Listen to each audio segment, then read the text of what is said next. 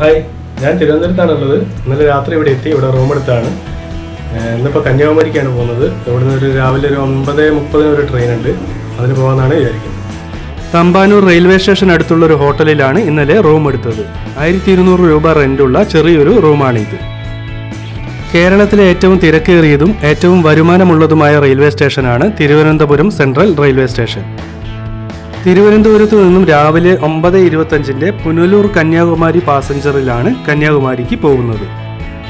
87 kilometre ദൂരമാണ് തിരുവനന്തപുരത്തു നിന്നും കന്യാകുമാരിക്ക് ഉള്ളത്.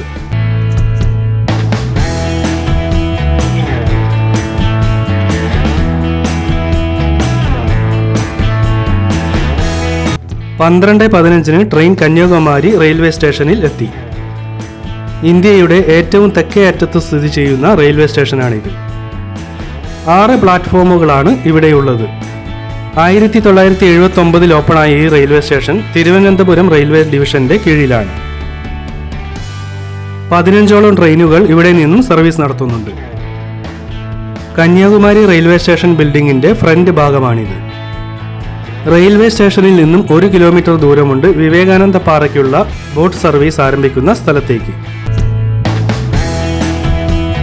പല വിധത്തിലുള്ള ശംഖുകൾ ഇവിടെ വിൽപ്പനയ്ക്ക് വെച്ചിട്ടുണ്ട്. ചില ടൂറിസ്റ്റുകൾ ഇതിന്റെ ഗുണനിലവാരം നോക്കി ശംഖുകൾ തിരഞ്ഞെടുക്കുന്നത് നമുക്ക് കാണാം. ഇന്ത്യൻ മഹാസമുദ്രത്തിൽ കാണപ്പെടുന്ന ഒരിനം കടലൊച്ചിന്റെ പുറന്തോടാണ് ഈ ശംഖുകൾ.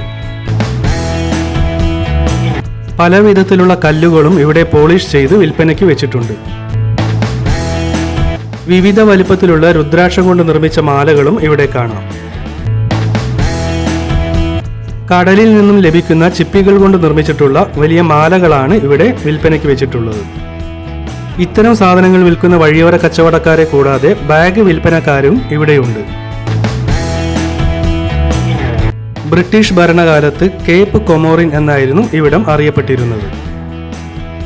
ചില ടൂറിസ്റ്റുകളെല്ലാം ഇവിടെ കടലിൽ ഇറങ്ങി കുളിക്കുന്നുണ്ട്. ഇവിടെയുള്ള പഴയൊരു കൽമണ്ഡപമാണ് ഈ കാണുന്നത്. 2004 ഉണ്ടായ സുനാമിയിൽ മരിച്ചവരുടെ ഓർമ്മയ്ക്കായി നിർമ്മിച്ച സുനാമി മെമ്മോറിയൽ പാർക്കാണിത്.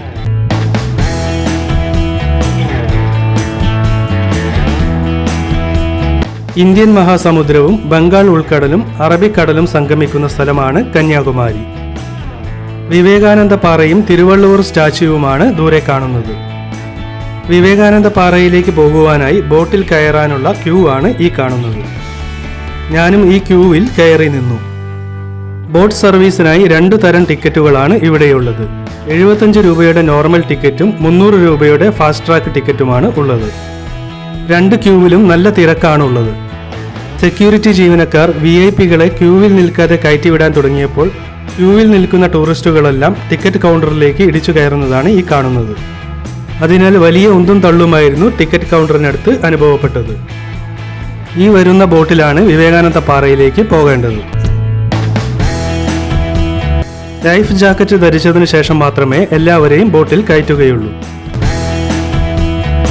75 പേർക്ക് യാത്ര ചെയ്യാൻ കഴിയുന്ന ബോട്ടാണിത്.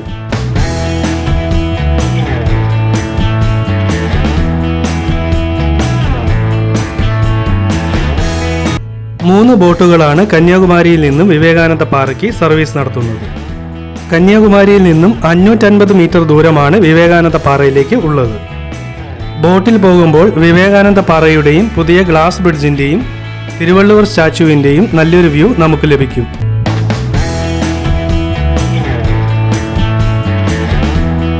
വിവേകാനന്ദ പാറയിൽ ബോട്ട് ഇറങ്ങുന്നതിന് അടുത്ത് തന്നെയാണ് ഇവിടേക്കുള്ള എൻട്രി ടിക്കറ്റ് കൗണ്ടർ. ഒരാൾക്ക് 30 രൂപയാണ് ടിക്കറ്റ് ചാർജ്. 1892 ഡിസംബർ 24 സ്വാമി വിവേകാനന്ദൻ ധ്യാനത്തിൽ ഇരിക്കുന്നതിനായി ഇവിടെ എത്തിയത്.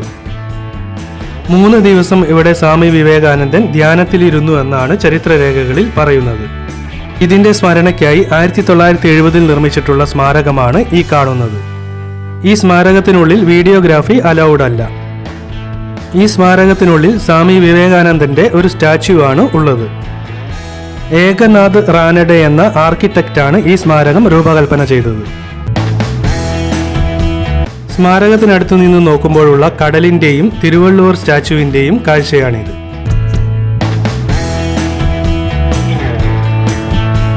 ഒരു സൺറൈസ് കലണ്ടർ ഇവിടെയുണ്ട്. ഒരു വർഷത്തിനിടയിലുള്ള സൂര്യോദയത്തിൽ സൂര്യന്റെ സ്ഥാനമാണ് ഇവിടെ കാണിക്കുന്നത്. പാറയ്ക്ക് മുകളിലേക്ക് തിരകൾ അടിച്ചു കയറുന്ന കാഴ്ച വളരെ മനോഹരമാണ്.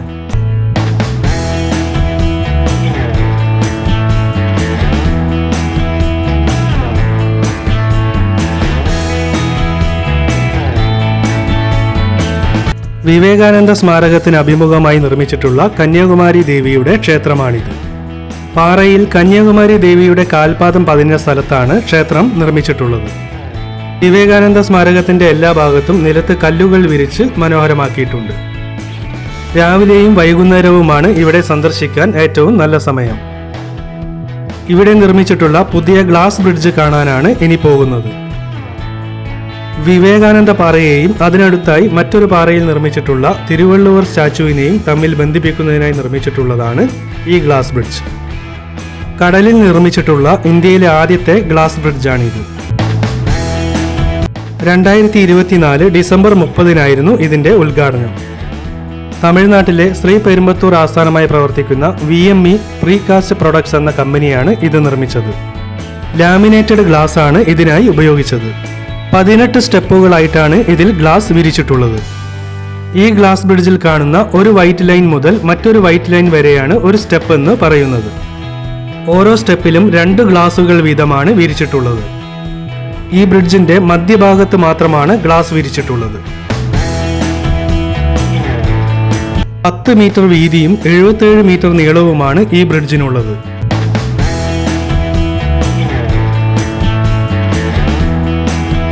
സ്റ്റെയിൻലെസ് സ്റ്റീൽ ബാറുകളാണ് ഈ ബ്രിഡ്ജിൽ ഉപയോഗിച്ചിരിക്കുന്നത്.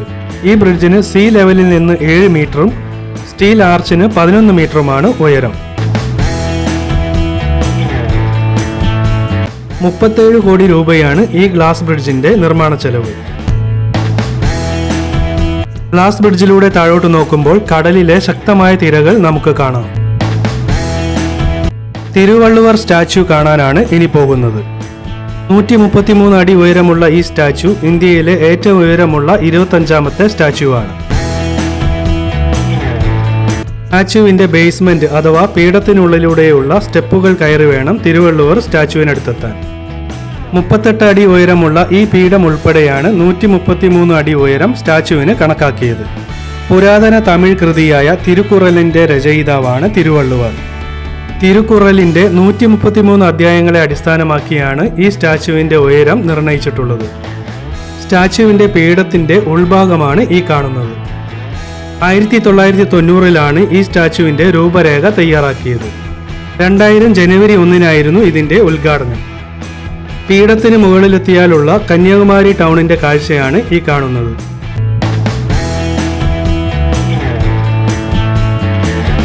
ഗ്രാനൈറ്റ് കല്ലുകൾ ഉപയോഗിച്ചാണ് ഈ സ്റ്റാച്യു നിർമ്മിച്ചിട്ടുള്ളത്. ഈ സ്റ്റാച്യുവിന്റെ പ്രധാന ശില്പിയുടെ പേര് വി ഗണപതി സ്ഥപതി എന്നാണ്. 7000 ടണ്ണാണ് ഇതിന്റെ ഭാരം. സ്റ്റാച്യുവിന്റെ കാൽപാദമാണ് ഈ കാണുന്നത്.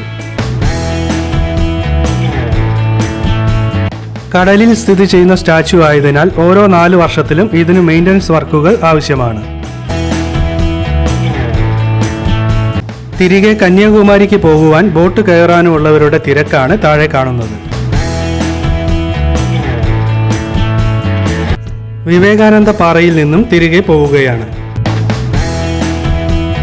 വീഡിയോ ഇഷ്ടമായെങ്കിൽ സബ്സ്ക്രൈബ് ചെയ്യാൻ മറക്കരുത്. മറ്റൊരു വീഡിയോയുമായി നമുക്ക് വീണ്ടും കാണാം.